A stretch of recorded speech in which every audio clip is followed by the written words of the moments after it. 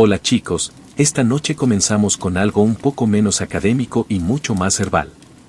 Un viaje a través del mundo brumoso y fragante de la embriaguez medieval. Sí, lo hicieron. Pero créanme, las cosas se pusieron raras y a veces sorprendentemente creativas. Entonces, antes de ponerte cómodo, tómate un momento para darle me gusta al video y suscribirte, pero solo si realmente disfrutas lo que hago aquí.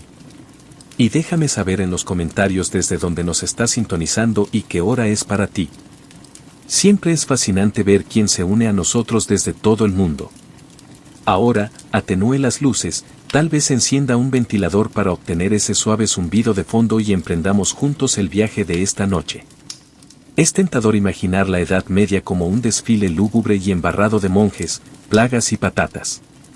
Pero debajo de toda esa lana y desesperación, había gente normal, imperfecta, experimental, que de vez en cuando miraba una ruta extraña y pensaba: bueno, veamos qué pasa si bebo esto con vino caliente. Y para ser justos, ¿quién podría culparlos? No había electricidad, ni café, ni antidepresivos, y el entretenimiento local consistía en pasar la noche viendo un programa de lectura o preguntarse cuánto tiempo podría seguir bailando el vecino antes de desplomarse por intoxicación por Urgot. Así que si alguien te dijera que hay un hongo que te hace olvidar el sistema feudal durante unas horas, probablemente también lo masticarías. Contrariamente a las suposiciones modernas, el concepto de usar sustancias para expandir la mente, escapar del dolor o simplemente hacer que el día sea un poco menos horrible no era raro. Estaba integrado en la cultura. Pero a eso no se le llamaba drogarse. No había dúos medievales de fumetas riéndose detrás de los pajares. Fue envuelto en términos como estados visionarios, inspiración divina, alivio del dolor o, en casos extremos, los médicos usaban hierbas. Los monjes los cultivaban. Las brujas, dependiendo a quien le preguntaras, las aplicaban. Y casi todo el mundo entró en contacto con estas sustancias de alguna forma a través de medicamentos, rituales o consumo accidental de pan mohoso. Una vez más, la variedad de intoxicantes medievales no se limitaba a un tanque de cerveza caliente, aunque eso ayudaba. Tenían raíces que gritaban, flores que nublaban la visión, semillas que inducían sueños proféticos y ungüentos que hacían creer a la gente que estaban volando desnudos por el cielo con el equipo de catering de Satanás. Drogarse no era necesariamente algo recreativo. Fue algo medicinal, espiritual o, a veces, simplemente un muy mal juicio con el estómago vacío. Y dependiendo de tu rango social, podría haber sido entregado por un barbero, una monja o un campesino descalzo llamado lobo, que lo aprendió de una ardilla muy sabia. En el mundo medieval no hacía falta un callejón oscuro ni un garrote con cuerdas de terciopelo para conseguir sustancias que alteraban la mente. Lo único que se necesitaba era un jardín, un mortero y una ligera indiferencia por la dosis. Porque en aquellos tiempos la naturaleza era la que mandaba, y no siempre era gentil. La Europa medieval estaba repleta de plantas, raíces, hongos y resinas que podían curarte el dolor de cabeza o hacerte creer que te habías casado con un árbol. La línea entre la medicina y el viaje místico fue, digamos, interpretada artísticamente. Médicos, monjes, parteras y herbolarios itinerantes incursionaron en la botánica con distintos niveles de formación y entusiasmo.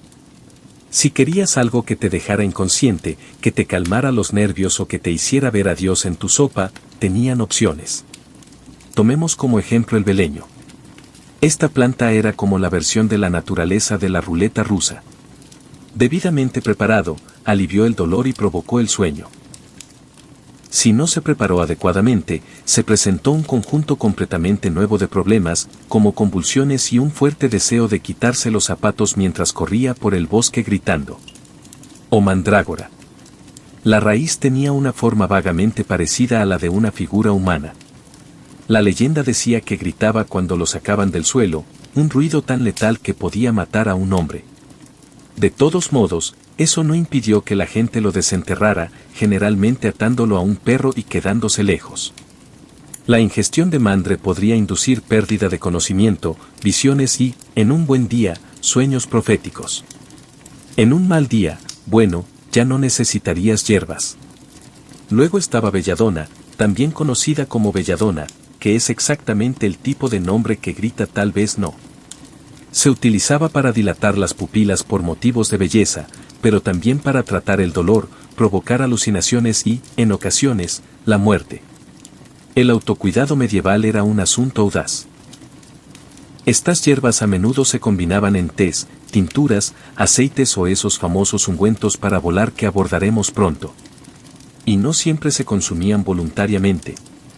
A veces se aplicaban durante ceremonias religiosas, procedimientos médicos o por algún boticario bien intencionado que pensaba que un poco de raíz adicional no podía hacer daño, pero sí podía hacerlo. El beleño, el equivalente medieval de, veamos qué hace este botón. Conocido por los botánicos como Imus niger y por todos los demás como la sustancia que hacía que el tío Bernard pensara que era un pato, el beleño era un producto básico de la farmacia no oficial de la Edad Media. Utilizado en toda Europa durante siglos, el beleño no era solo una planta casual. Era un estado de ánimo. Los monjes registraron sus propiedades en hierbas. Los médicos lo utilizaban para aliviar el dolor. Las brujas lo usaban para viajar en escobas a través de su imaginación. Y campesinos. Los campesinos en su mayoría esperaban no comerlo por accidente. Entonces, ¿qué hacía exactamente el beleño? Bueno, eso depende. En pequeñas dosis, actuó como sedimentante. Podría aliviar dolores de muelas, ayudar con el insomnio y hacer que el parto sea un poco menos traumático. En otras palabras, era la versión medieval de toma 2 y trata de no gritar.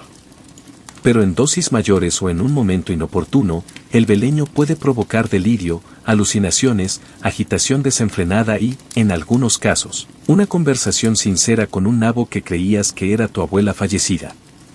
Contiene escopolamina y yoamina, que interfieren con los neurotransmisores del cerebro. Para decirlo de manera no científica, tu cerebro medieval se vuelve extraño rápidamente. Distorsiones visuales, desorientación, boca seca, sed extrema y arrebatos espontáneos de danza interpretativa estaban en el menú. El beleño se solía fumar, preparar en infusiones o incluso combinar con grasa y untar sobre la piel, un método de administración popular para cualquiera que no quisiera que su conciencia estuviera organizada de forma lineal. Ahora bien, ¿era legal? Técnicamente, sí. Las sustancias controladas todavía no eran un tema común, pero generaban controversia, especialmente en la iglesia. Cualquier cosa que alterara la percepción era sospechoso. Se suponía que las visiones provenían de los santos, no de los arbustos. Aún así, el beleño tenía seguidores entre los curanderos, los místicos y las personas que no tenían nada que perder.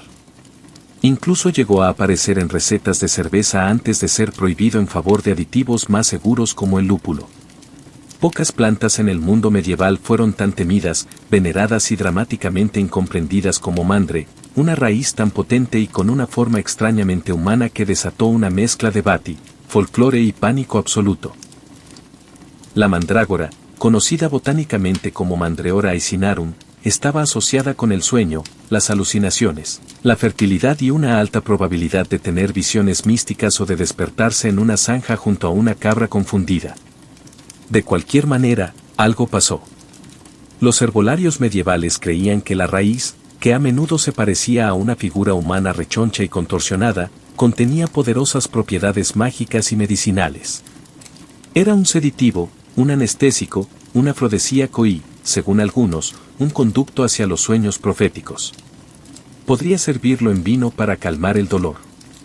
O podrías inhalar sus vapores y cuestionar inmediatamente todas tus decisiones de vida. Pero la verdadera fama del mandre provenía de su supuesta costumbre de gritar cuando lo arrancaban de raíz. Sí, gritando, como en, no me saques del suelo o morirás por el ruido. Una especie de grito. Los textos medievales advertían que el simple hecho de oír el grito de los mandrágos podía matar a un hombre, lo que naturalmente condujo al desarrollo de algunas técnicas de cosecha creativas. La forma más famosa consistía en atar la raíz a un perro, alejarse y dejar que el pobre animal hiciera el trabajo sucio. Se suponía que el perro moriría en lugar de ti. Un plan que levanta algunas banderas rojas éticas, incluso para los estándares medievales. Una vez cosechado y después de haber llorado adecuadamente al perro, el mandre se puede secar, convertir en polvo, remojar o usar como amuleto. Algunas personas incluso llevaban pequeñas figuras de mandre en bolsas para alejar el mal o promover la fertilidad, porque nada dice romance como una raíz momificada que suena como si hubiera visto cosas. Como era de esperar, a la iglesia no le gustaban los mandragos. Todo lo que causaba visiones y no estaba vinculado a la religión organizada era tratado como algo relacionado con la brujería. Aún así, los monjes registraron recetas de mandrágora en herbarios con instrucciones sospechosamente detalladas. Si se usa correctamente, la mandre podría aliviar el dolor antes de una cirugía, tratar el insomnio y crear sueños vívidos y alucinantes. Si se usa incorrectamente, podría causar vómitos, pérdida del conocimiento o que su familia organice un exorcismo porque pensó que su sopa estaba susurrando. Digamos que eras una mujer noble medieval que esperaba atraer la atención en un banquete. Podrías usar tu mejor ropa de lino. Podrías trenzar flores en tu cabello. O si realmente fuera serio, podrías echarte veneno literal en los ojos. Entra Belladona, también conocida como Atropelladona, o más honestamente, Belladona. El nombre por sí solo suena como el jefe final de un juego de rol medieval. Y sí, era a la vez atractivo y letal. El equivalente botánico de una X seductora pero inestable. El nombre Belladona significa dama hermosa porque cuando se añadían unas gotas de su extracto a los ojos, dilataba las pupilas. Los ojos grandes eran considerados atractivos, misteriosos y tal vez hasta un poco santos. Por supuesto, las desventajas fueron la visión borrosa, la sensibilidad a la luz y algún que otro error no intencionado. Pero bueno, los estándares de belleza nunca han sido particularmente indulgentes. Dejando a un lado la cosmética, Belladona tenía otros talentos. Se utilizó como analgésico, ayuda para dormir y, ocasionalmente, como suero de la verdad. Aunque la verdad que producía era a menudo como si el techo estuviera goteando oraciones en latín. La planta contiene atropeno y escopolamina, los cuales alteran el sistema nervioso de maneras que van desde ligeramente alucinantes hasta por qué vibra el papel tapiz. Era un ingrediente común en pociones, ungüentos voladores y algunos procedimientos médicos muy cuestionables. ¿Quieres adormecer a un paciente antes de saltar de una extremidad? Belladona. ¿Quieres simular un sueño parecido a la muerte con fines teatrales o sospechosos? Belladona. ¿Quieres encontrarte accidentalmente con algunos santos y posiblemente con él en tus sueños? Ya entiendes la idea. Y, sin embargo, a pesar de su toxicidad, Belladona formaba parte del conjunto de herramientas médicas medievales. Los médicos lo usaban con cuidado o imprudentemente, dependiendo de qué tan grave fuera la plaga esa semana. Y aparece en hierbas, recetas y amuletos de amor en toda Europa. Antes de que los comestibles modernos vinieran en envases discretos y sabores frutales, la gente medieval ya era inventiva, pero no con el chocolate. En lugar de ello, recurrían a ungüentos, bálsamos, tinturas y pociones. Y seamos claros, la palabra ungüento rara vez inspira confianza, especialmente cuando contiene ingredientes como belladona, grasa de gato negro y una cantidad cuestionable de cicuta revuelta en sentido antihorario bajo la luna llena. Bienvenido al mundo de los sistemas medievales de administración transdermal, o en términos más sencillos, frotarse una pasta extraña en la piel y esperar lo mejor. Estas mezclas no fueron hechas para un disfrute casual del fin de semana. Muchos estaban vinculados a rituales, medicina popular y experiencias espirituales. Podrían dejarte inconsciente, hacerte entrar en trances estáticos o, si se usan mal, hacerte creer que te estás convirtiendo en un lagarto. La aplicación era a menudo tópica, lo que parece más seguro, hasta que te enteras de que los puntos de absorción preferidos eran las membranas mucosas. Sí, esas membranas. Aquí es donde entran en juego los infames ungüentos voladores asociados con las brujas. Una encantadora mezcla de beleño, mandrágora, belladona y grasa de cerdo. A menudo se aplica, digamos, a zonas íntimas. El objetivo, una sensación eufórica de volar. El resultado puede ser un viaje astral trascendente o despertarse en un tugurio con la mitad de los dientes y sin recordar cómo se llegó allí. Más allá de los ungüentos, las pociones medievales solían consumirse en vino, caldo o algún líquido que oliera a arrepentimiento. A los boticarios les encantaba mezclar extracto de amapola con vino especiado. Una combinación lo suficientemente fuerte como para adormecerte durante una cirugía o darte un asiento en primera fila para una revelación divina que no pediste. Y no olvidemos el elixir que venden los curanderos ambulantes. Estos farmacéuticos itinerantes prometían curar todo, desde el sufrimiento hasta la peste. A menudo se utilizan recetas que también podrían disolver un zapato. ¿Funcionaron? Tal vez. O tal vez simplemente te hicieron olvidar lo que estaba mal en primer lugar. La magia de estos comestibles medievales era que nadie podía predecir con exactitud el resultado. ¿Dormirías en paz, te comunicarías con los ángeles o gritarías a la luna y jurarás lealtad eterna a un nabo? Solo hay una forma de saberlo. Hablemos de la escoba. Ese icónico compañero aéreo de la bruja medieval. Puede que ahora parezca pintoresco, cosa de cuentos de hadas y disfraces de Halloween, pero en aquel entonces venía con una historia de fondo incómodamente escandalosa. Alerón. La escoba no solo servía para barrer. La conexión entre las brujas y las escobas en realidad tiene raíces químicas. Y no solo mandre. Los registros históricos, especialmente aquellos escritos por inquisidores suspicaces, describen brujas usando ungüentos voladores, ungüentos espesos que inducen al trance y están hechos de plantas como el beleño, la belladona y la duramadre. Todos ellos son tan amigables como un puercoespín borracho. Pero aquí está el truco. Estos ungüentos no se tomaron por vía oral. ¿Por qué? Porque los ingredientes eran tóxicos y los estómagos son notoriamente desagradecidos. En lugar de ello, se aplicaron tópicamente. Y por tópica nos referimos a las membranas mucosas. Y por membranas mucosas nos referimos, sí, exactamente a lo que estás pensando. De ahí el nombre de escoba o, como lo expresan delicadamente algunas fuentes, un bastón ungido para el transporte. El mango se utilizaba como vehículo para aplicar el ungüento en zonas con alta absorción.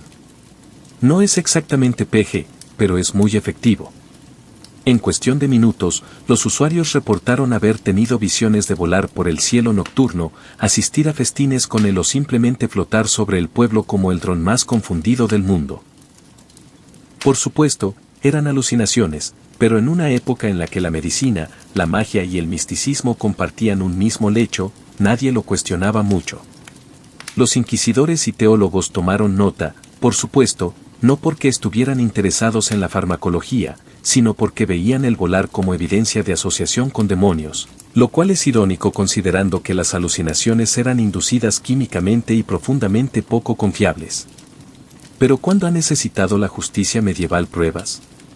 Mientras la Europa medieval estaba ocupada aplicando veneno a las escobas y llamándolo viajes aéreos, algo mucho más sofisticado estaba sucediendo al sur y al este, en las florecientes ciudades de la Edad de Oro islámica. Entra el hachís, la respuesta vegetal al miedo existencial y al tráfico de camellos.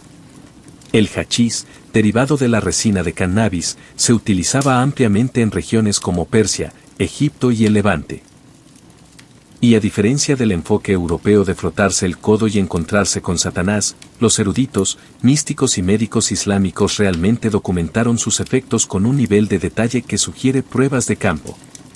El hachís se consumía a menudo por vía oral, normalmente mezclado con miel, especias u otras hierbas, lo que lo convierte en el primer comestible que realmente tenía buen sabor, a diferencia de la tradición de la Europa medieval de tés amargos y cosas que olían a calcetines podridos. Su uso no era solo recreativo, aunque sí, eso definitivamente ocurrió. El hachís solía estar vinculado al sufismo, la rama mística del Islam, donde los practicantes buscaban la unión espiritual con lo divino. Se creía que el hachís ayudaba a disolver el ego, aclarar la mente e iniciar una contemplación profunda o, al menos, fomentar la contemplación prolongada y pensativa de las paredes. De hecho, muchos poetas y filósofos sufíes hablaban de hachís de la misma manera que los compositores modernos hablan de malas rupturas, con intensa emoción, metáforas abstractas y la suficiente niebla para hacerte preguntarte si estuvieron bien. Por supuesto, no todos eran fanáticos. muchos gobernantes islámicos intentaron prohibir periódicamente el consumo de hachís por temor a que provocara pereza, decadencia moral o que la gente se riera demasiado durante las oraciones. Pero, como la mayoría de las bandas de sustancias en la historia, esta tuvo aproximadamente la misma tasa de éxito que enseñarle a un gato a hacer malabares. Incluso se decía que los legendarios hachín, los asesinos originales, usaban hachís antes de las misiones para tener la mentalidad adecuada para apuñalar. Eso es en gran parte un mito, pero es un gran ejemplo de cómo los productos basados en el cannabis ya estaban envueltos en misticismo y sospecha. Mientras tanto, Europa estaba a siglos de comprender cómo utilizar el cannabis sin tener que prenderle fuego inmediatamente o llamarlo hierba del. Cuando imaginas una iglesia medieval, quizás te imagines vidrieras, velas parpadeantes, cánticos solemnes y esa espesa nube de incienso, casi de otro mundo, flotando en el aire como una máquina de niebla personal de Dios. Pero el incienso no solo tenía que ver con la santidad, pero también tenía un pequeño extra. Potencial psicoactivo. Empecemos con los dos pesos pesados. Incienso y mirra. Ambas sustancias son importadas de la península arábiga y del África Oriental. Quemado en iglesias, templos y cortes reales. Su función era purificar el aire, alejar los malos espíritus y hacer que todo oliera un poco menos a lana sin lavar y a guiso de pescado. Pero aquí está el giro. Estudios modernos han demostrado que la quema de incienso libera compuestos, particularmente acetato de sensol, que pueden afectar el sistema límbico del cerebro. Traducción: si estabas sentado bajo suficiente humo, el canto gregoriano no era lo único que te hacía sentir la cabeza flotando. En las capillas medievales mal ventiladas, es decir, en todas ellas, la exposición prolongada al incienso podía provocar un suave efecto tranquilizante, sobre todo si se combinaba con ayuno, deshidratación o aburrimiento extremo. No era raro que los monjes o devotos informaran haber tenido visiones durante servicios largos. Y aunque a menudo atribuían su éxito a la inspiración divina, es posible que algunos simplemente estuvieran ligeramente intoxicados por los vapores de resina. Y si pensáis que esto se limitaba a los espacios cristianos, piénsalo otra vez. El incienso era un elemento común en mezquitas, sinagogas, templos budistas e incluso en los templos paganos precristianos. Trascendió la religión. A todo el mundo le gusta una buena onda. Al parecer, los clérigos insistían en que el incienso ayudaba a elevar el alma al cielo. Siendo realistas, es posible que simplemente haya suavizado los bordes de la realidad lo suficiente como para hacer que los sermones de 5 horas sean un poco más tolerables. Piénsalo como el equivalente medieval de poner ritmos bajos y encender una vela perfumada, pero con más latín y menos relajación. Si había algo con lo que la gente medieval podía contar, además de los impuestos y alguna plaga ocasional, era el alcohol. Cerveza, cerveza inglesa, vino, sidra, lo que sea. Alguien lo elaboraba en un barril de madera detrás de su casa y lo llamaba medicina. Y en cierto modo, lo fue. El agua no era precisamente segura para beber. La mayoría de las fuentes naturales estaban contaminadas o provenían accidentalmente del ganado, lo que significaba que beber de un arroyo era básicamente jugar a la ruleta intestinal. En lugar de eso, la gente optó por algo un poco más fermentado. Entra la cerveza pequeña, la versión medieval del agua, pero con alcohol y con muchas más posibilidades de ser elaborada por alguien llamada Edith, que medía los ingredientes con intuición y oración. Esta bebida baja en alcohol era consumida diariamente por adultos y niños por igual, no para emborracharse, sino para mantenerse vivos con un ligero subidón y una hidratación regular. Por supuesto, no todo el alcohol medieval era tan suave. Si fueras más rico o simplemente tuvieras menos planes para el día, podrías optar por una cerveza más fuerte, miel de abeja o vino importado. Y sí, el vino a menudo se mezclaba con hierbas o especias, ya sea por su sabor, por su efecto medicinal o simplemente para ver qué pasaba. En los monasterios, elaborar cerveza era prácticamente un deber sagrado. Los monjes perfeccionaron recetas, documentaron métodos de fermentación y probaron los resultados, a menudo con gran entusiasmo. Si la salvación venía en pintas, los benedictinos estaban muy por delante. Pero el alcohol no era solo una bebida. Fue una mejora en el estilo de vida. ¿Quieres aliviar el dolor de la odontología medieval? AE. ¿Quieres tratar la melancolía? ¿Vino especiado?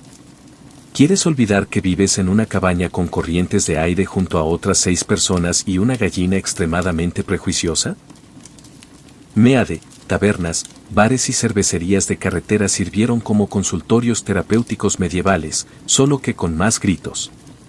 La gente bebía para celebrar, llorar, chismorrear y, ocasionalmente, inventar estilos de baile completamente nuevos que nadie pedía. A veces, drogarse en la Edad Media no era una decisión. Fue solo el desayuno. Entraurgot, un hongo parásito que crece en el centeno y otros cereales. Para el ojo medieval inexperto, parecía un grano ennegrecido y ligeramente extraño. Para el científico moderno, es una broma biológica con efectos secundarios que parecen una maldición medieval. Convulsiones, alucinaciones, ardor en las extremidades y, ocasionalmente, la sensación de que las manos se han convertido en arañas. Este hongo fue el ingrediente accidental de lo que algunos historiadores llaman el viaje original del LSD. Siglos antes del verano del amor, Woodstock o cualquier cosa que tuviera teñido anudado, la gente en algunas partes de Europa, especialmente en regiones más frías y húmedas como Francia y los territorios germánicos, frecuentemente horneaban pan con centeno infectado. ¿Por qué? Porque el hambre triunfa sobre la concienciación sobre los hongos. Y así, pueblos enteros ingerían, sin saberlo, panes mezclados con urgot. Y los resultados fueron tan espectaculares como horrorosos. Había 2 formas de erotismo. Sí, tenía un nombre. Erotismo convulsivo caracterizado por espasmos musculares, convulsiones, alucinaciones y ataques de risa o pánico. Urgotismo gangranoso, en el que se corta el flujo sanguíneo, lo que provoca que las extremidades se ennegrezcan, se arruguen y se caigan. No es ideal para cenas. Los brotes locales dieron lugar a comportamientos públicos extraños, incluidas las plagas de baile, en las que grupos de personas bailaban sin control durante días, a veces hasta la muerte. En aquella época se atribuía a demonios, castigos divinos o debilidad moral. Pero en realidad, es posible que se haya tratado simplemente de un caso masivo de tostada de hongos involuntaria. Irónicamente, la Orden de San Antonio, que dirigía hospitales para los afectados, ayudó a tratar a las víctimas del erotismo, a menudo alimentándolas con dietas basadas en trigo en lugar de centeno. Así que sí, la cura fue un pan diferente. ¿La gente conectó los puntos? No precisamente. Para un panadero medieval, el pan era una cosa buena o definitivamente poseída, y nadie hacía pruebas para detectar alcaloides psicoactivos en sus gachas. Estaban demasiado ocupados intentando no ser excomulgados. Incluso hoy en día, algunos estudiosos creen que Urgot jugó un papel en los juicios de brujas de Salem. Alucinaciones, convulsiones, paranoia, todo muy urticario. Pero eso todavía se debate. ¿Qué no se debate? La Europa medieval se emborrachó con tostadas y ni siquiera lo supo. ¿Has oído hablar de los hongos mágicos? ¿Has oído hablar de los ungüentos voladores? ¿Pero alguna vez has oído hablar de la miel loca? Sí. En algunos rincones especiales del mundo medieval, incluso las abejas participaban en ello. Esto no era una tienda de comestibles común y corriente, ¿eh? Hablamos de un tipo raro producido en las regiones montañosas del Mar Negro de Anatolia, la actual Turquía, donde las abejas se deleitan con las flores del rodendron, unas bonitas flores de color rosa que esconden un oscuro secreto. Están llenos de granotoxinas, unos compuestos naturales que no se llevan bien con el sistema nervioso humano. El resultado, miel loca, una sustancia tan potente que podía provocar mareos, alucinaciones, vómitos, disminución del ritmo cardíaco y visiones espirituales, generalmente en ese orden. Consumido en pequeñas dosis proporciona un suave subidón. En dosis más grandes, convertía tu día en una ópera en cámara lenta protagonizada por tus propias cejas. Esto no era solo una curiosidad local. Lo convirtieron en un arma. Según fuentes antiguas y medievales, los ejércitos invasores antiguamente eran envenenados deliberadamente con miel loca que quedaba en aldeas abandonadas. Los soldados pensaron que habían conseguido bocadillos gratis. En cambio, terminaron convulsionando en el suelo del bosque, dándose cuenta demasiado tarde de que no se puede confiar en los buques. Autores griegos y romanos como Xenofón y Estrabo escribieron sobre estos efectos siglos antes, pero su uso persistió hasta la Edad Media. Los lugareños sabían cómo manejar el material. Un poco en pan para el dolor de cabeza, un poco en vino para las visiones, o nada si realmente querías recordar tu propio nombre al anochecer. La miel loca llegó a ser conocida como un remedio y una sustancia recreativa, especialmente en las tradiciones curativas místicas o populares. Algunos usuarios afirmaron que les trajo sueños proféticos, mientras que otros simplemente se despertaron agarrando una papa que creían que era su tío. Los resultados variaron, y sí, hubo intercambio. Algunos comerciantes ambiciosos lo vendían en pequeños frascos de cerámica, generalmente sin instrucciones de dosificación, porque ¿quién necesita etiquetas de advertencia cuando se vive en una época en que las sanguijuelas se consideran una medicina sofisticada? No todos en la Edad Media eran sacerdotes, nobles o campesinos plagados de peste. Algunas personas operaban en los márgenes oscuros de la sociedad como chamanes, herbolarios, gente astuta y otros practicantes semilegítimos de la medicina y las travesuras. Piense en ellos como farmacéuticos medievales sin ninguna regulación y con una profunda relación personal con el musgo. Estas eran las personas a las que usted visitaba cuando el médico local le sugería una sangría para su dolor de muelas. No tenían títulos universitarios, pero poseían conocimientos sobre hierbas que se transmitían de generación en generación, a menudo aprendidos viendo a la abuela tratar los abscesos con esfuerzo y dignidad. Y cuando se trataba de sustancias que alteraban la mente, estas personas eran la opción preferida. Sabían qué plantas moler para hacer una pasta, qué raíces remojar en vino y qué cantidad de una hierba determinada te haría soñar con ángeles en lugar de unirte a ellos accidentalmente. Ya sea que quisieras aliviar el dolor, inducir visiones, maldecir a tu vecino o tener una experiencia extracorporal mientras lavabas la ropa, tenían un remedio, o tres. Muchas de estas practicantes eran mujeres, parteras, mujeres sabias y sanadoras que eran esenciales para sus comunidades y profundamente temidas por las figuras de autoridad. No porque se rieran a carcajadas, sino porque sabían demasiado y no necesitaban el latín para explicarlo. Sus remedios a menudo incluían beleño, mandrágora, belladona y derivados de la amapola. Los mezclaban con vino, grasa, miel o saliva. No estoy bromeando. Canta unas cuantas frases protectoras y te enviarán a tu camino con algo que podría sanarte o hacerte confesar apasionadamente crímenes que nunca cometiste. Por supuesto, si algo salía mal, digamos una alucinación que involucraba cabras voladoras o el repentino deseo de casarse con un árbol, la culpa pasaba rápidamente del mal grupo a la brujería.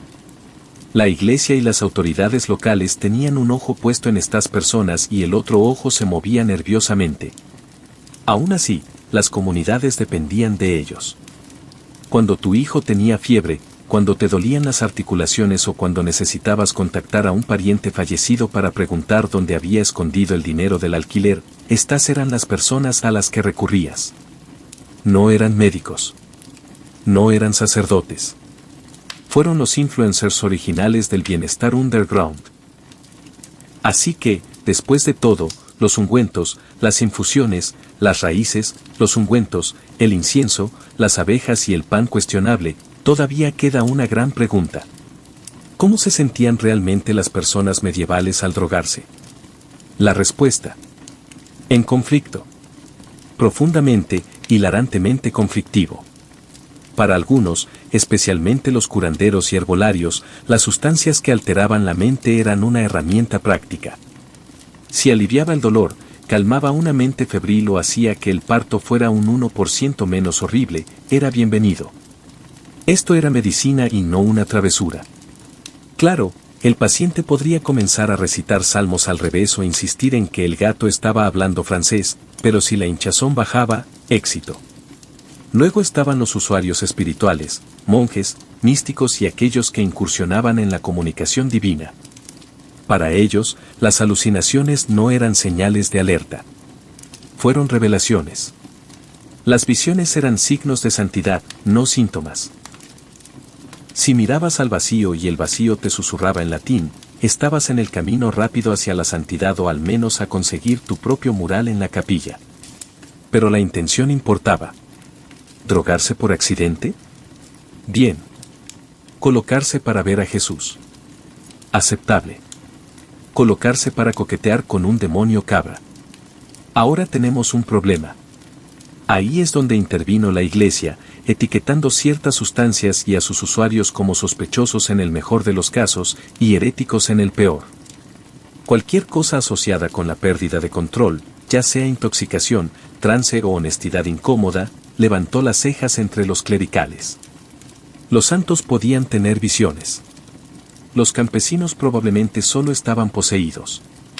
Mientras tanto, entre la gente común, las opiniones eran más relajadas. La poción para dormir de tus vecinos podría haber servido también como gorro nocturno psicodélico. La gente usaba vino de amapola para el dolor, hachís para calmar y té de beleño para lidiar con los suegros. No fue visto como algo místico o rebelde. Era solo una parte del botiquín, junto al ajo y las oraciones. En última instancia, la percepción que se tenía del estado de euforia dependía de quién eras, qué consumías y si alguien te delataba. En la mente medieval, los estados alterados vivían en una extraña zona gris, entre el milagro y el delito menor, la salud y la herejía. Y en un mundo donde los demonios, los santos, las plagas y las hambrunas de nabos caminaban de la mano, una pequeña escapada a base de hierbas de vez en cuando no era la peor idea. En el mundo antiguo, el mar no era un vacío que cruzar. Era el corazón palpitante del imperio. Transportaba grano, oro, mensajes, soldados y, a veces, guerra. Quien dominaba los mares no solo era dueño del agua. Dictaron el destino de civilizaciones enteras. A diferencia de la guerra terrestre, donde las batallas se basaban en el terreno, la guerra naval tenía que ver con el control, el flujo, el comercio, la comunicación y el acceso. Para los imperios marineros como Atenas, Cartago y Egipto, la supremacía naval no era opcional. Fue existencial. Sin flotas, las ciudades eran vulnerables al aislamiento, el hambre y el asedio. Con flotas, podían bloquear enemigos, proteger convoys mercantes e incluso desembarcar fuerzas muy detrás de las líneas enemigas. Tomemos como ejemplo el Mediterráneo. No por nada se le llamó Mar Medio. Este océano interior conectaba 3 continentes e innumerables culturas. Para dominarlo era necesario tener el control de todo, desde las rutas comerciales fenicias hasta los envíos de grano romanos. El mar puede traer riqueza con la misma rapidez con la que puede provocar desastres. Es por eso que las potencias antiguas invirtieron recursos en infraestructura naval, puertos, astilleros, diques secos y bases navales. Para Atenas, la marina se convirtió en su elemento vital. La visión mística de un ejército con poder trián convirtió a Atenas en una atalocracia, un imperio basado en el mar. Sus barcos custodiaban las raíces del cereal procedente de Egipto, recaudaban tributos de los aliados y aplastaban las ambiciones persas en batallas como la de Salamos. Cartago, por otra parte, surgió como un titán naval a partir de raíces mercantiles. Sus astilleros estaban entre los más avanzados del mundo antiguo y producían buques de guerra a escala casi industrial. El dominio cartaginés no se limitaba al poder militar. Fue respaldada por generaciones de marineros y navegantes que entendían el mar como una segunda piel. Egipto, con su ubicación estratégica en la desembocadura del Nilo y el Mar Rojo, también dependía en gran medida de las flotas para proteger el comercio con el Levante y Nubia. Aunque de orientación más fluvial, los buques de guerra egipcios evolucionaron hasta convertirse en embarcaciones marítimas capaces de luchar contra piratas y escoltar barcos cargados de tesoros. En todos estos casos, la guerra naval no fue un espectáculo secundario. Fue el evento principal. El mar era el lugar donde los rivales se enfrentaban, las alianzas se rompían y los imperios florecían o fracasaban. El dominio de las tácticas navales, la tecnología y la geografía dieron origen a leyendas. Y cuando esas flotas ardían o se hundían, también lo hacía la suerte de los poderosos. El trin no era solo un barco. Era un arma. Elegante, rápido y letal, definió la antigua guerra naval en el Mediterráneo. Y aunque muchas ciudades-estado los construyeron, ninguna los utilizó como los atenienses. Con 3 niveles de obús y un ariete con punta de bronce, el tri era el equivalente antiguo de un misil guiado, impulsado por el sudor, el ritmo y la estrategia. Un triciclo típico medía unos 120 pies de largo y solo 18 pies de ancho. Estrecho, sí, pero ese era el punto. Su delgado casco le permitía atravesar el agua con una resistencia mínima, mientras que su bajo calado le permitía operar cerca de la costa para incursiones y desembarcos. El nombre tri proviene de sus 3 filas de obús apiladas verticalmente.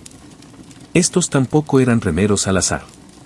Cada uno era un marinero entrenado que sabía cómo moverse al unísono a velocidades de hasta 9 nudos en batalla. La característica más temible del triam, el carnero. Una proa revestida de bronce y reforzada con roble, diseñada para estrellarse contra los cascos enemigos con una fuerza devastadora. Pero embestir no era solo una cuestión de velocidad. Se requirió de un tiempo y un ángulo precisos. Si golpeas demasiado recto, tu propio barco podría atascarse o incluso volcar. Los capitanes hábiles, como los de la armada ateniense, perfeccionaron el arte del diclouse. Una maniobra que implicaba atravesar las líneas enemigas, girar rápidamente y atacar los flancos expuestos. Sobre cubierta, el tritransportador transportaba un pequeño contingente de marines, normalmente entre 10 y 20 tripulantes fuertemente armados y algunos arqueros. Su función era abordar los barcos enemigos o defenderse de los abordajes. Pero no nos equivoquemos, un tri no era una fortaleza flotante. Se basaba en la agilidad, no en la armadura. Un movimiento en falso y te convertiste en leña. Lo que hizo que la triple flota ateniense fuera verdaderamente revolucionaria no fue solo el barco en sí. Era el sistema que estaba detrás de ello. Financiada por Teórica, un fondo naval público, Atenas construyó y mantuvo cientos de trims. Los ciudadanos, incluso los más pobres, sirvieron como remeros, creando una extraña especie de democracia en el mar. Cuando Atenas derrotó a la flota persa en Salamina en el año 480 a.C., no fueron los aristócratas los que alcanzaron la victoria. Era la gente común. El combate naval antiguo no era una batalla campal con disparos de cañón. Era más bien como un juego de ajedrez de alta velocidad con alguna pelea callejera ocasional. El objetivo principal es deshabilitar o hundir al enemigo antes de que pueda hacerte lo mismo. Y la herramienta principal para ello, el embestido. La embestida fue la pieza central de las tácticas navales en la era Tri. El objetivo era perforar el casco de un enemigo por debajo de la línea de flotación utilizando la proa con punta de bronce del barco. Un ariete bien colocado podría enviar un barco al fondo en cuestión de minutos. Pero no fue tan simple como seguir adelante. El tiempo, el ángulo y la coordinación fueron sumamente importantes. Si te acercas demasiado bruscamente, podrías rebotar. Si eres demasiado directo, podrías incrustar tu barco en el de ellos, dejando a ambas embarcaciones vulnerables. Para lograr un ariete exitoso, las flotas utilizaban maniobras complejas como el dacploy y el paripolus. En una clase D, una nave atravesaría los huecos en la línea enemiga y luego pivotaría para atacar por detrás. El paripolus implicaba rodear la formación enemiga para atacar los flancos expuestos. Estas no eran tácticas de fuerza bruta. Eran golpes de precisión que dependían de la sincronización del remero y de la previsión del capitán. Pero a veces las cosas no salen según lo planeado. Los rams volaron. Barcos trabados entre sí. OU se quebró. Entonces entró en juego el plan B, el embarque. El abordaje convirtió la lucha naval en un combate cuerpo a cuerpo terrestre. Cuando dos barcos chocaban o se bloqueaban, los marines saltaban a bordo del barco enemigo con espadas, lanzas y escudos. No eran asuntos delicados. El abordaje fue brutal, un combate cuerpo a cuerpo, más parecido a una pelea de pandillas que a un ataque ordenado. Los arqueros y honderos agregaron caos desde las cubiertas superiores, eliminando a cualquiera que mostrara demasiado casco. Algunas flotas, como las romanas, acabaron prefiriendo el abordaje en lugar del embestido. Incluso construyeron dispositivos llanos. En algunas zonas, el tatuaje tradicional fue prohibido, obligándolo a pasar a la clandestinidad, como un lenguaje sagrado hablado solo en susurros. Aún así, la tinta perduró. Hoy en día, muchos polinesios están recuperando su herencia del tatuaje con orgullo. Las herramientas antiguas han regresado. Los diseños han resurgido y al otro lado del Pacífico se puede escuchar nuevamente el sonido del tatau. No solo como una forma de arte, sino como un acto de supervivencia cultural. Estas no eran solo marcas en la piel. Fueron y siguen siendo declaraciones de espíritu, de sangre y de pertenencia. Entra en el mundo de los talkers, gladiadores y filósofos y quizás no esperes encontrar tatuajes. Después de todo, cuando pensamos en la antigua Grecia y Roma, imaginamos estatuas de mármol y cuerpos limpios e idealizados. Pero si desmontamos el mito, encontraremos tinta escondida en las sombras. En la antigua Grecia, los tatuajes se asociaban originalmente con esclavos y criminales. De hecho, la palabra griega estigma, sí, la raíz de nuestro término moderno estigmatizar, se refería a las marcas permanentes grabadas o entintadas en la piel de alguien como castigo. Estos no eran simbólicos ni decorativos. Eran etiquetas, advertencias. Si fueras un esclavo fugitivo o un enemigo capturado, tu captor podría tatuarte la frente con un mensaje como, deténganme. Me escapé.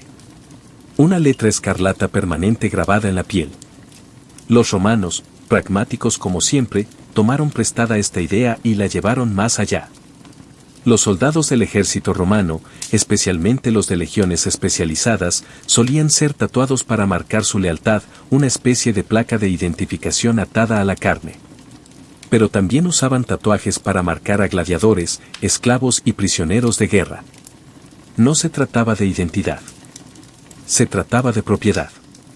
Hay un giro más oscuro aquí. Los primeros cristianos perseguidos por las autoridades romanas a veces eran tatuados como una forma de humillación. Pero siglos después, los cristianos reivindicarían la práctica. Los peregrinos que llegaban a Jerusalén en la Edad Media a menudo regresaban con pequeñas cruces tatuadas en sus brazos, prueba de su devoción y sufrimiento. Lo que comenzó como una herramienta de castigo se transformó en una insignia de fe. Curiosamente, en tiempos romanos posteriores, el emperador Constantino, el mismo gobernante que legalizó el cristianismo, prohibió los tatuajes en la cara, no porque fuera cruel, sino porque el rostro, declaró, estaba hecho a imagen de Dios y no debía ser profanado. La ironía, los cuerpos seguían siendo presa fácil. A diferencia de Polinia, donde los tatuajes elevaban la posición social de alguien, en el mundo grecorromano a menudo la rebajaban. Los tatuajes te marcaban como un extraño, un pecador, un esclavo. Pero también contaron una historia. No siempre era uno que deseabas, sino uno que llevabas contigo para siempre. En estos imperios de leyes, conquistas y espectáculos, los tatuajes no eran una expresión de autoexpresión. Eran marcas, a veces literalmente, herramientas de control, castigo y poder. Y como todas las marcas de opresión, eventualmente serían recuperadas. Mientras que Occidente marcaba a sus esclavos y criminales, Oriente adoptó un enfoque simbólico más espiritual hacia el arte corporal, donde los tatuajes podían ser al mismo tiempo una protección sagrada y una paradoja social. Comencemos en la India. Aunque India es más famosa por el meni, el arte de henna temporal que se aplica durante bodas y festivales, el país también tiene una larga historia de tatuajes permanentes. Entre comunidades tribales como los Bea, Gandhi y Santal, los tatuajes se consideraban tanto ornamentales como protectores. Una mujer puede ser tatuada con símbolos de fertilidad, fuerza o devoción religiosa. No por capricho, sino como parte de una tradición profundamente arraigada que se transmite de abuela a nieta. Estos tatuajes no eran solo por belleza. Eran vistos como joyas para el alma. Algo que ningún ladrón podría robar y que ninguna pobreza podría quitar. Mientras tanto, en Japón, la historia era más complicada. En los primeros tiempos, durante el periodo alemán, los tatuajes podrían haber tenido un significado espiritual, posiblemente utilizados para marcar el estatus o alejar a los malos espíritus. Pero cuando Japón entró en sus eras más estructuradas, particularmente durante el periodo Edo, el tatuaje adquirió una vida completamente nueva. Primero, se convirtió en un castigo. A los criminales se les tatuaban en la cara o el brazo marcas que indicaban su crimen y la región, marcándolos permanentemente como poco confiables. Imagina entrar a un pueblo y que todo el mundo se entere instantáneamente de tus pecados con solo leer tu piel. Pero entonces ocurrió algo fascinante. Surgió una contracultura. Los marginados, incluidos los bomberos, los trabajadores y, más tarde, los miembros de la yakuza, adoptaron los tatuajes no como una vergüenza, sino como un honor. Crearon elaborados diseños de cuerpo completo llamados erizomi, que a menudo representaban dragones, tigres y figuras mitológicas.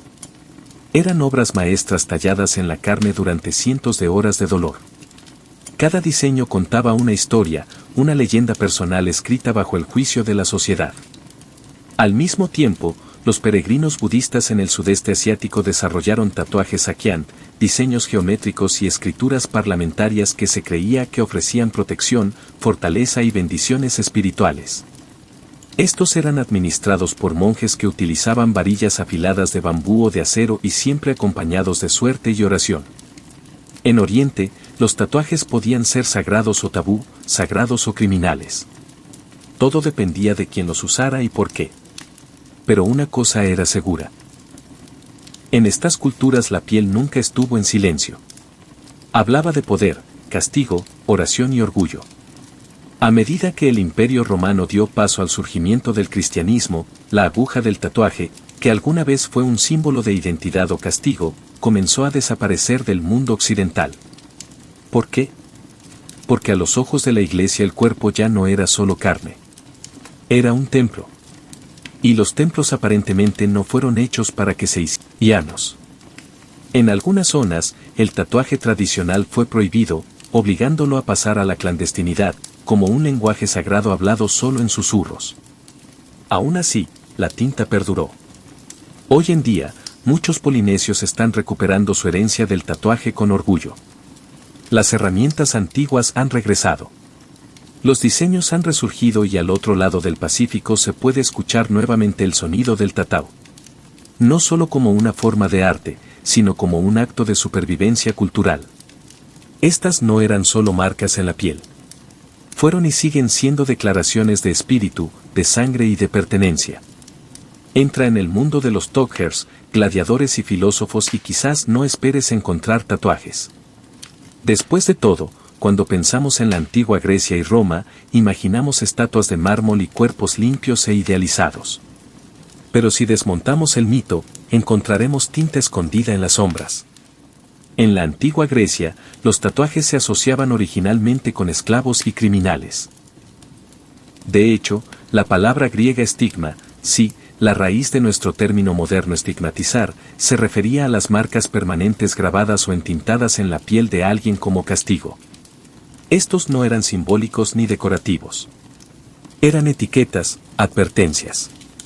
Si fueras un esclavo fugitivo o un enemigo capturado, tu captor podría tatuarte la frente con un mensaje como, deténganme. Me escapé. Una letra escarlata permanente grabada en la piel. Los romanos, pragmáticos como siempre, tomaron prestada esta idea y la llevaron más allá. Los soldados del ejército romano, especialmente los de legiones especializadas, solían ser tatuados para marcar su lealtad, una especie de placa de identificación atada a la carne.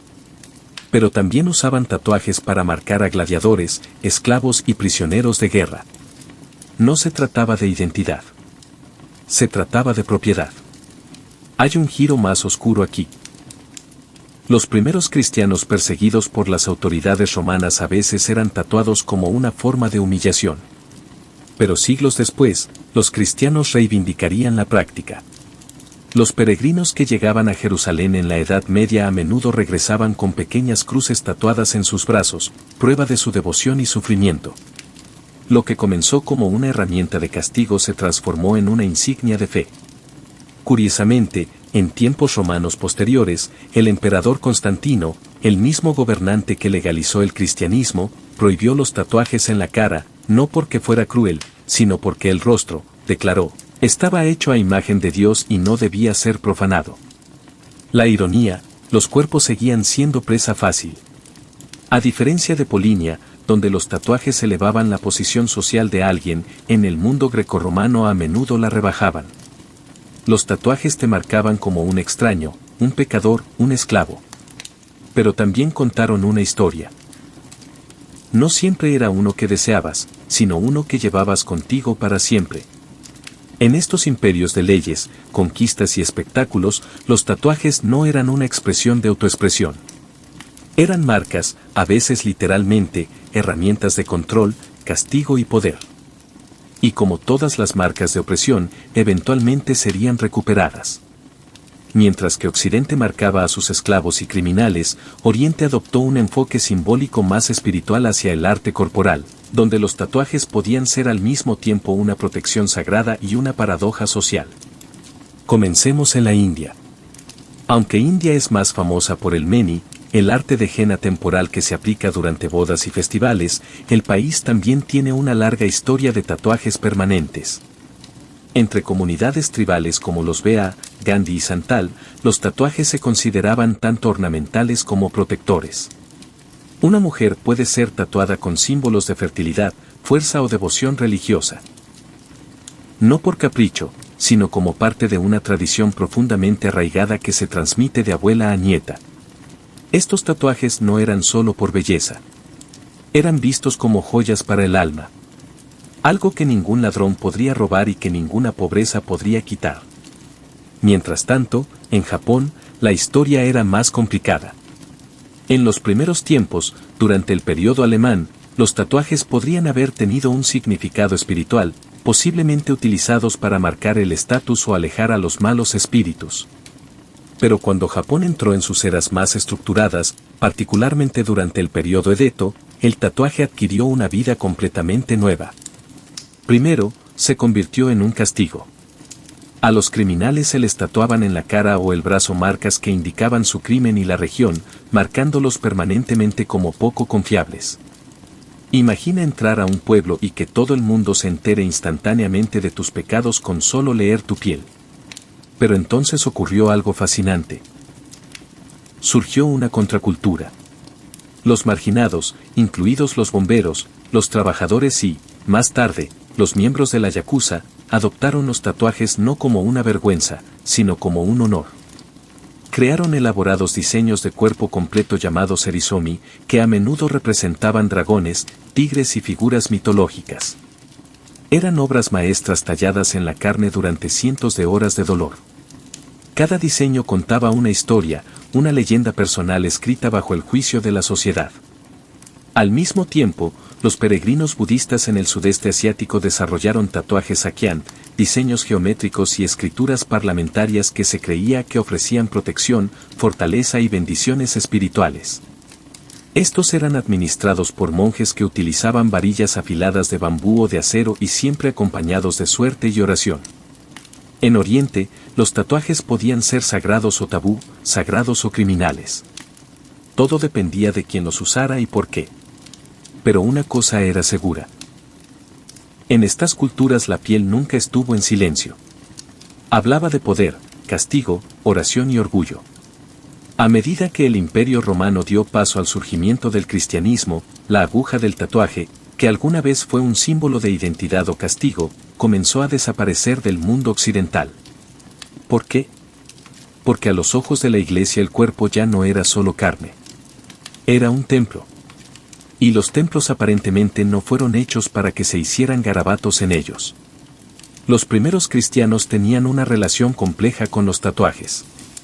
Por un lado, algunos grupos adoptaron los tatuajes como declaraciones de fe. Los peregrinos que viajaban a Jerusalén llevaban pequeñas cruces tatuadas en sus muñecas para simbolizar su devoción, un pasaporte espiritual permanente. Estos eran símbolos de resistencia y supervivencia, prueba de que habían realizado el viaje sagrado y habían vivido para contarlo. Pero esa fue la excepción, no la regla.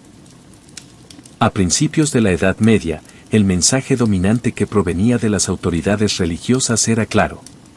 Marcar el cuerpo era una práctica pagana, y pagano significaba pecaminoso. La Biblia, específicamente Levítico 19:28, fue citado con frecuencia, no haréis cortes en vuestro cuerpo por un muerto, ni os haréis tatuajes de ninguna clase. Yo soy el Señor. Esa única línea fue suficiente para enterrar toda una forma de arte en gran parte de la Europa medieval. Los tatuajes se convirtieron en sinónimo de paganismo, brujería y herejía. No es algo que quisieras que estuviera asociado con tu nombre durante la Inquisición. En los monasterios y reinos cristianos, el tatuaje prácticamente desapareció, reducido a susurros y supersticiones. Pero incluso en esta era de represión, la tinta nunca se secó del todo. En los confines del Imperio bizantino, algunas sectas cristianas todavía practicaban el tatuaje religioso. Pequeñas cruces grabadas en las manos y los brazos, a menudo para protegerse de la esclavitud islámica. En Etiopía, los cristianos coptos también mantuvieron la tradición del tatuaje, marcando a los jóvenes creyentes con símbolos sagrados como parte de rituales espirituales. Y entre los cruzados, los caballeros que marcharon a Tierra Santa, los tatuajes hicieron un regreso silencioso. Algunos se grababan pequeñas cruces en el cuerpo, no solo como protección espiritual, sino para que, si morían en batalla, pudieran ser enterrados como cristianos y su fe fuera visible incluso en la muerte. Así pues, aunque el occidente medieval intentó borrar el arte del tatuaje, nunca lo consiguió. La tinta se escondió en monasterios, senderos de peregrinación e iglesias del desierto, esperando pacientemente, como una reliquia enterrada, su momento de resurgir. A medida que comenzó la era de la exploración y los barcos de madera comenzaron a navegar a través de océanos desconocidos, los tatuajes encontraron un nuevo lienzo. Marineros. Y estos no eran artistas de la corte real ni chamanes tribales. Eran hombres rudos, callosos por la sal y la superstición, que empezaron a decorar sus cuerpos con anclas, sirenas y crucifijos. Pero ¿cómo regresaron los tatuajes a Europa después de siglos en el exilio? Conozca los viajes del capitán James Cook en el siglo XVIII. Cuando su tripulación llegó a Polinia, se encontraron con sociedades enteras marcadas con tinta. Intrigados y asombrados, muchos marineros se tatuaron, tanto para honrar las culturas que encontraron como, seamos honestos, para demostrar que habían estado en algún lugar exótico. Regresar a puerto con tatuajes no solo estaba de moda. Era una especie de currículum, un registro vivo de donde habías navegado y de que habías sobrevivido. Pronto, los tatuajes se convirtieron en el uniforme no oficial de la clase marinera. Pero no era solo una cuestión de estilo. Estaba impregnado de superstición. Un ancla en el antebrazo simboliza estabilidad. Se creía que un cerdo y un gallo, a menudo tatuados en los pies, evitaban el ahogamiento, ya que esos animales se mantenían en cajas de madera que flotaban durante los naufragios. Algunos marineros incluso se tatuaron la palabra Hold Fast en los nudillos, con la esperanza de que les diera el agarre necesario para sobrevivir a mares agitados y cuerdas enredadas. Y luego estaban los iconos religiosos. Cruces en la espalda, la Virgen María sobre el corazón. Los marineros creían que estos tatuajes ofrecían protección divina, una capa adicional de armadura espiritual cuando el océano se volvía contra ellos. A medida que estos marineros tatuados regresaban a los puertos europeos y estadounidenses, los tatuajes se extendieron con ellos, no entre la nobleza, sino entre los sectores marginales, los trabajadores portuarios, los soldados, los convictos. Los tatuajes eran ahora el lenguaje de las clases bajas, de los vagabundos y de los atrevidos. Aún así, tenían un significado. En Estados Unidos, los soldados de la guerra civil comenzaron a tatuarse sus nombres y regimientos en sus brazos. Una preparación sombría en caso de que murieran en batalla y necesitaran identificación. Una póliza de seguro pequeña y dolorosa en un mundo sin placas de identificación. Así, mientras los reyes y el clero evitaban los tatuajes, los hombres que cartografiaron el mundo los llevaban con orgullo. Para ellos, cada marca era una historia, una herida, un amuleto, una oración. Y cuando el mundo terminara en olas o cañonazos, podría ser lo único que quedara que dijera tu nombre. En los siglos XIX y XX, los tatuajes ya se habían alejado de los templos y de los derechos tribales. En muchas partes del mundo, se habían convertido en marcas de desafío, especialmente tras las rejas. Las cárceles dieron a los tatuajes un nuevo lenguaje, un lenguaje crudo y codificado, hablado con agujas, navajas y tinta improvisada. Empecemos por Rusia. Bajo la sombra de hierro de la Unión Soviética, una sociedad secreta de tatuajes floreció dentro de los gulags. Estos no eran decorativos. Eran biográficos, simbólicos, despiadadamente jerárquicos. Una estrella en los hombros. Eso significaba que inspirabas respeto. Alambre de púas alrededor del cuello. Eras un preso de por vida, del que nunca saliste. Una catedral con cúpulas en el pecho. Cada cúpula representaba una sentencia cumplida. Los tatuajes contaban tus crímenes, tu rango, tu desafío. Pero si rompes el código o llevas un símbolo que no te has ganado, puede que lo encuentres tallado a la fuerza con un cuchillo. En Japón, los yakuza transformaron el arte del idiumi, que antes era un castigo, en una insignia de honor. Los trajes de cuerpo entero de los guerreros dragones, koyis y samuráis cubrían la piel desde el hombro hasta el tobillo, a menudo oculta bajo trajes de negocios. Tatuarse no fue solo un acto de rebelión. Era un derecho de lealtad. Doloroso, costoso y permanente. En Occidente, los tatuajes de prisión tenían sus propios significados. En las cárceles estadounidenses, una lágrima debajo del ojo podría indicar que usted ha cometido un asesinato o, en algunos casos, ha perdido a un ser querido. Las telarañas en los codos podrían simbolizar largas oraciones, puntos en los nudillos, números, siglas, identidades enteras reescritas con tinta, ocultas para los guardias, pero claras para cualquiera que domine el idioma. Estos tatuajes a menudo se hacían con agujas de coser, clips y bolígrafos de contrabando fundidos en tinta. Aquí no había glamour, solo dolor y simbolismo. Para muchos reclusos, se trataba menos de arte y más de identidad. Prueba de que pertenecías o una advertencia de que no pertenecías. Ese guerreros y crecieron con hierro en la sangre. Para liderar, había que sangrar. Y Tomius, siendo aún joven, sangró por su pueblo. Su tribu adoraba al sol y al cielo, vivía de sus rebaños y enterraba a sus muertos con armas, listos para la batalla en el más allá. No tenían ciudades, ni templos de oro, pero tenían orgullo. Y cuando los enemigos se acercaban, no los recibían con oraciones, sino con flechas. Es probable que Tamius llegara al poder después de la muerte de su marido, quien pudo haber gobernado la tribu antes que ella. Pero lo que es seguro es que cuando llegó el momento, ella no heredó el liderazgo. Ella lo agarró. En una época en la que la mayoría de las mujeres eran consideradas propiedad, Tomius comandaba un ejército. Ella negoció con los reyes. Ella se atrevió a hablar como igual. Y si no escuchaban, ella los obligaba. Ella era más que una reina. Ella era Saud, el jaque mate del paso, un jefe guerrero en bronce y cuero que pronto se enfrentaría al imperio más grande de la tierra. Pero el poder, especialmente para una mujer, nunca viene sin consecuencias. A medida que Tomius comenzó a consolidar su gobierno, los susurros se hicieron más fuertes.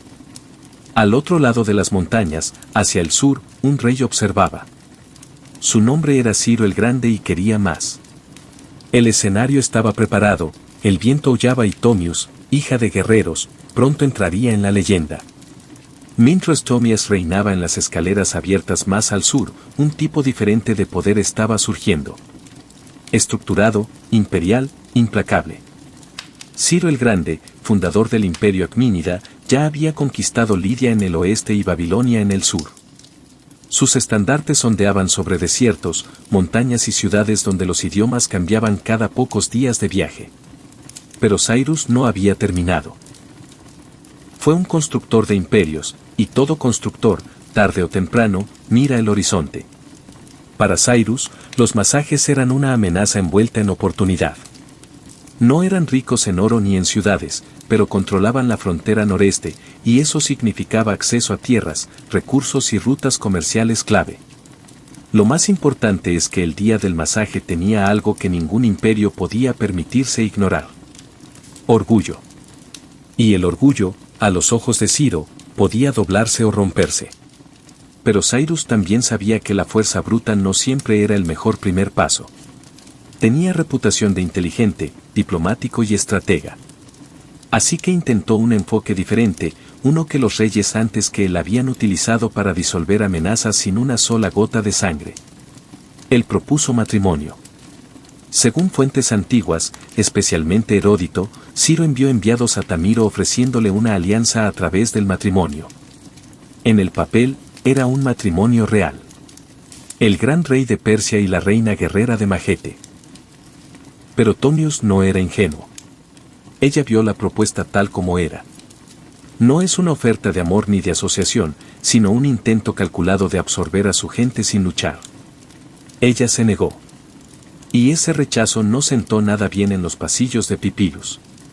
Terminados los juegos diplomáticos, Cyrus pasó a su lenguaje favorito, la guerra. Ordenó a su ejército cruzar el río Araxis, la barrera natural que separaba Persia de la tierra de los Mastee. Iba a tomar lo que Tomius se negaba a darle. Pero Tomius ya se estaba preparando. Ella conocía el terreno. Ella sabía cómo luchaba su pueblo a caballo, rápido y furioso. Y, sobre todo, sabía que Cyrus no venía solo por tierras. Él venía a aplastar a una mujer que se atrevió a decir no. El rey más poderoso del mundo había declarado la guerra. Pero no tenía idea de qué clase de furia acababa de despertar en el escalón.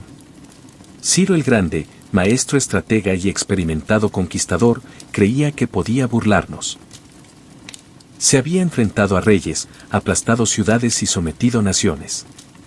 Para él, los masajistas eran poco más que nómadas salvajes con caballos rápidos y sin ciudades que defender. No se dio cuenta de que se estaba cruzando en el camino de alguien igual de astuto y mucho más furioso. Tamius le había advertido. Tras rechazar su oferta de matrimonio, envió un mensaje claro. Cruza el río Araxis y te arrepentirás. Pero Ciro cruzó de todos modos y construyó un puente de barcos para llevar a su ejército a tierra de Masach. En lugar de atacar de inmediato, Tamius retiró sus fuerzas, atrayendo a Cyrus hacia un territorio desconocido. Los persas encontraron un campamento abandonado bien provisto de alimentos y, más importante, vino, un lujo del que los nómadas masajetes rara vez se permitían. Era una trampa con cebo, y Ciro la tomó, tal vez pensando que el enemigo había entrado en pánico y había huido. Dentro del campamento, dejó una parte de su ejército bajo el mando del general Harpagus, un oficial de confianza. Cuando los masaches regresaron al amparo de la noche, cayeron sobre los persas ebrios y desprevenidos con precisión mortal. La batalla fue brutal y rápida. Entre los muertos se encontraba Esparapices, hijo de Tomius, y un comandante de masajes. Los relatos sobre lo que ocurrió después difieren. Algunos dicen que Esparapices fue capturado vivo y al darse cuenta de su captura, pidió morir y se quitó la vida. Otros afirman que murió en los combates. Pero todos están de acuerdo. Cuando la noticia llegó a ella, algo dentro de ella se hizo añicos y luego se convirtió en acero. Su dolor era volcánico, pero su rabia se volvió legendaria. Ella envió otro mensaje a Cyrus. Esta no fue una advertencia. Fue un voto. Puede que seas un glotón de sangre, dijo, pero juro que te daré lo suficiente. Ella prometió teñir la tierra de rojo con sangre persa, y su venganza no sería silenciosa. Ciro se había llevado a su hijo. Él había violado su tierra.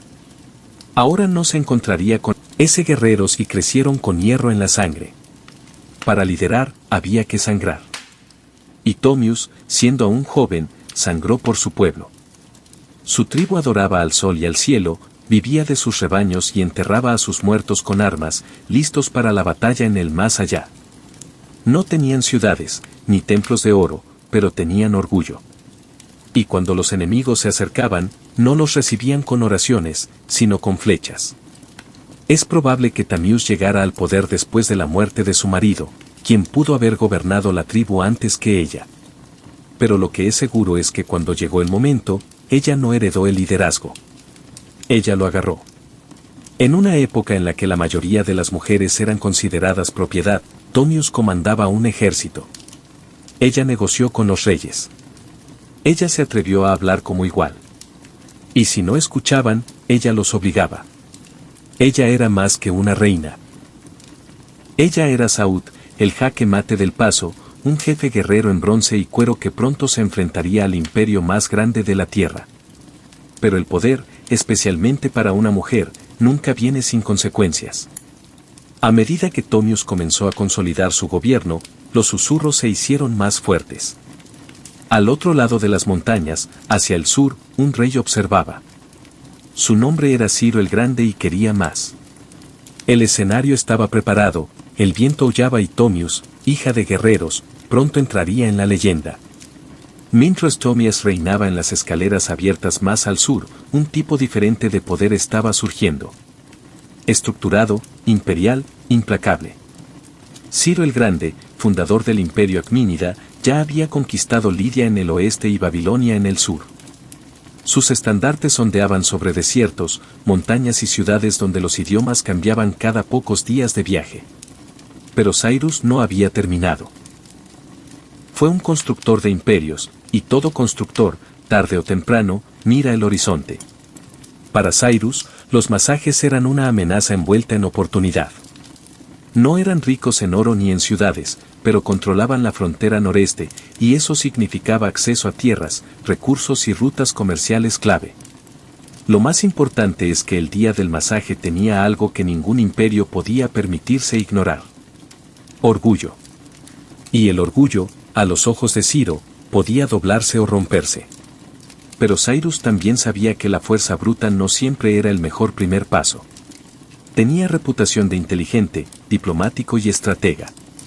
Así que intentó un enfoque diferente, uno que los reyes antes que él habían utilizado para disolver amenazas sin una sola gota de sangre.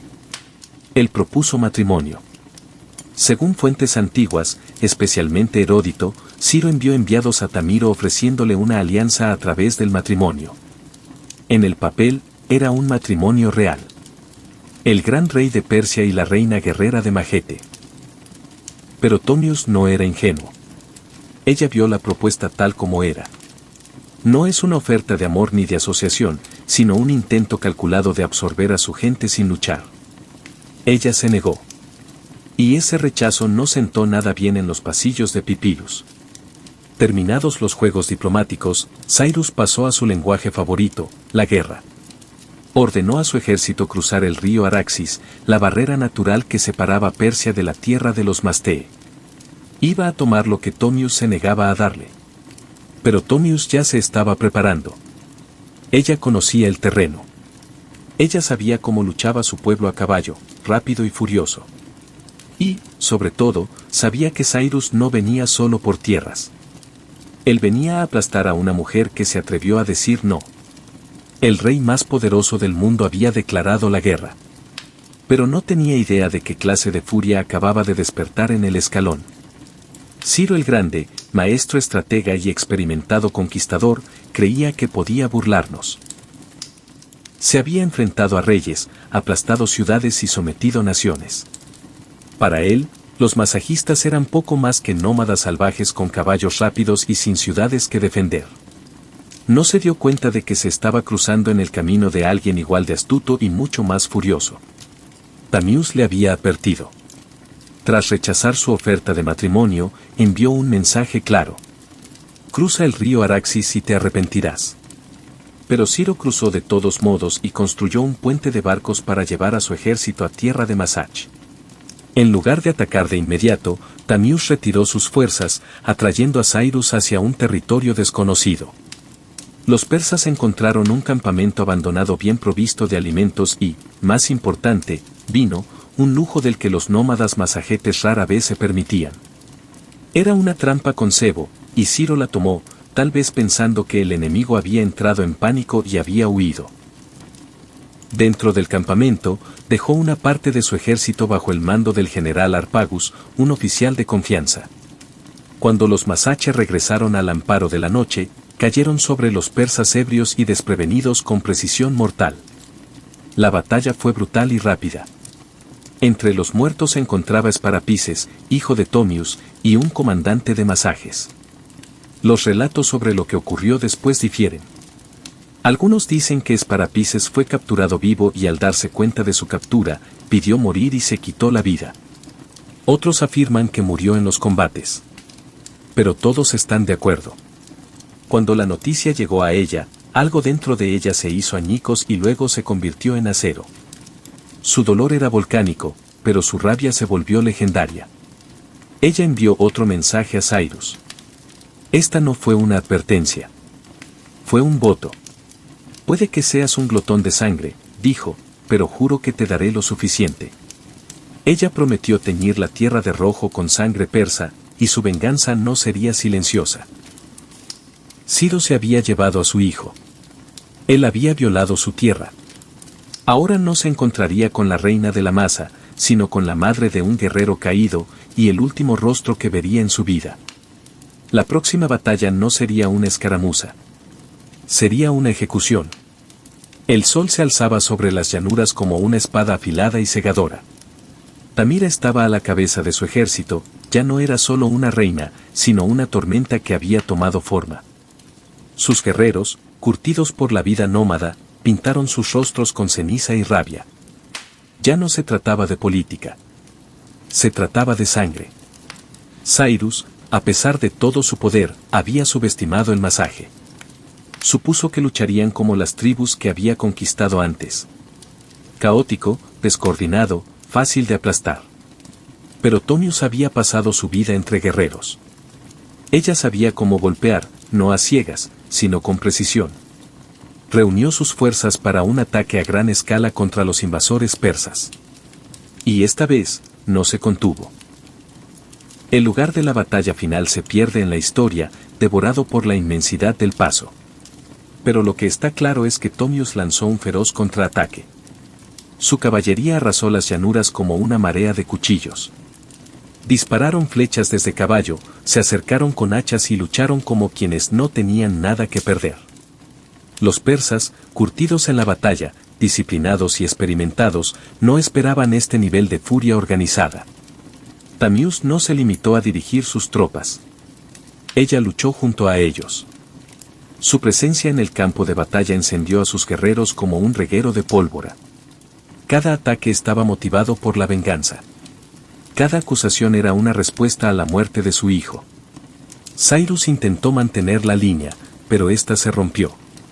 Los persas fueron derrotados. Muchos murieron donde estaban. Otros huyeron hacia las interminables praderas, donde fueron perseguidos. Y Ciro el Grande, el hombre que había conquistado Babilonia, Lidia y casi todo el mundo conocido, cayó en el caos. Si fue asesinado en combate o capturado y ejecutado depende de la versión contada, pero de cualquier manera, murió en los términos de Tamirus. Lo que vino después es infame. Según Heródoto, Tomio encontró el cuerpo de Ciro en el campo de batalla, ordenó que le cortaran la cabeza y luego, en un último acto de venganza simbólica, la sumergió en un odre de vino lleno de sangre humana. «Bebe hasta saciarte», dijo ella. De la sangre que tenía sed, ¿fue un hecho histórico o un adorno poético? Quizás ambas cosas, pero no importaba. El mensaje era eterno. Thomius no iba a ser conquistado. Cuando el polvo se asentó y la hierba bebió la sangre del imperio, Thomius se alzó victorioso. Una reina guerrera que había hecho lo que ningún rey ni ejército antes que ella pudo. Llevó a Ciro el Grande a su fin. La noticia de la derrota conmocionó al mundo antiguo. El poderoso imperio aquemínida, considerado imparable, había sido humillado por una mujer desde la escalinata. Los persas hicieron todo lo posible por minimizar la pérdida, pero la muerte de su fundador no podía ignorarse. El cuerpo de Ciro fue finalmente devuelto y enterrado con honor en la tumba real de Pasaragi. Sin embargo, la mancha de su derrota final perduraría como una herida en el legado del imperio. Para Thomius y la Majete, sin embargo, la victoria fue más que una venganza. Fue una declaración. Habían defendido su soberanía no solo con armas, sino con dignidad. Thomius se había enfrentado a la gobernante más poderosa del mundo. Y ella no solo había sobrevivido. Había triunfado. Y luego desapareció de la historia. No sobreviven registros que detallen sus últimos años, su muerte ni los éxitos que pudo haber designado. Es como si, tras vengarse, Thomius simplemente hubiera regresado al horizonte y hubiera dejado que el viento llevara su leyenda. En los siglos siguientes, historiadores, poetas y cronistas intentarían llenar los vacíos, convirtiéndola en un símbolo tanto como en una mujer. Para los persas, su nombre era un amargo recordatorio. Para los griegos, era una paradoja, una bárbara que demostró más nobleza que muchos reyes. Y para los pueblos de Asia Central, Tamiú se convirtió en folclore. Una reina fantasmal que cabalga por el paso, feroz e inflexible, con una espada que recuerda. Su legado inspiraría innumerables representaciones en distintas culturas. Los manuscritos medievales la retrataban con una armadura regia. Las pinturas renacentistas la imaginaban imponente sobre el cadáver de Ciro. En cada época, se convirtió en lo que la gente necesitaba, una madre vengadora, una reina salvaje, una lección de arrogancia o un símbolo del poder femenino. Pero una verdad trasciende el mito. Ella cambió la historia. Tamio no heredó un trono. Lo forjó con fuego y furia. Y por un breve e inolvidable momento, la reina madrastra demostró que no todos los imperios se alzan. Algunos caen bajo los cascos de guerreros que cabalgan con venganza en sus corazones. Gran parte de lo que sabemos sobre Tomo no proviene de registros locales de masajes. No dejaron tablillas de piedra ni archivos reales, sino de la pluma de un griego llamado Heródoto, a menudo llamado el padre de la historia. Escribiendo un siglo después de su época, inmortalizó a Tomo en sus historias, presentándola como una reina guerrera de asombrosa determinación y aterradora venganza. Pero Heródoto no se limitaba a relatar hechos. Tejía una historia, a medio camino entre la crónica y la moraleja. Para él y su público griego, Tamio representaba la inversión definitiva de la arrogancia imperial. Ciro el Grande, un hombre que había conquistado la mitad del mundo conocido, no cayó ante un vasto ejército ni ante un rey rival, sino ante una mujer que luchó no por gloria, pero para su hijo. Su victoria fue casi mítica, y Heródoto la trató como tal. Incluso detalló su terrible venganza, el odre de sangre, la cabeza cortada de Ciro y sus palabras condenatorias, bebe hasta saciarte. ¿Pero era cierto? Los historiadores modernos debaten esto interminablemente. Algunos argumentan que Heródoto exageró o incluso inventó partes del relato, utilizando a Tamiro como herramienta narrativa para humillar al imperio persa, que en la época de su escritura aún era una fuerza amenazante sobre el mundo griego. Otros creen que, si bien el episodio del odre de sangre podría ser simbólico, el evento central, la muerte de Ciro a manos de Tamiro, probablemente ocurrió. También está la cuestión del sesgo. Heródoto, a pesar de toda su perspicacia, a menudo filtraba las culturas extranjeras a través de una lente griega. Retrató a la Macete como salvaje y libre, pero noble, un espejo exótico de los ideales griegos de honor y libertad. Tamio en ese contexto no era solo una bárbara. Era un contrapeso moral a la ambición persa. Aún así, incluso si los detalles se difuminan con el tiempo, Heródoto tuvo éxito en una cosa. Se aseguró de que Tamio no fuera olvidado. Gracias a él, se convirtió en algo más que una nota histórica. Entró en el reino de la leyenda, donde los hechos se suavizan, pero el impacto se agudiza. Y en ese espacio entre el mito y la memoria, la historia de Tomio encontró una extraña inmortalidad. En un mundo dominado por reyes y conquistadores, Heródoto nos legó una reina que se negó a arrodillarse y dejó a sus enemigos sangrando en la arena. Aunque pudo haber asesinado a uno de los emperadores más emblemáticos del mundo antiguo, Tamio nunca gobernó un imperio. No construyó ciudades de piedra ni inscribió edictos en tablas de oro.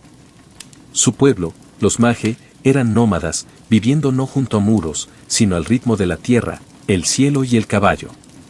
Esto significó que el legado de Tomio nunca se institucionalizó. No hubo bustos de mármol ni monedas reales con su imagen, ni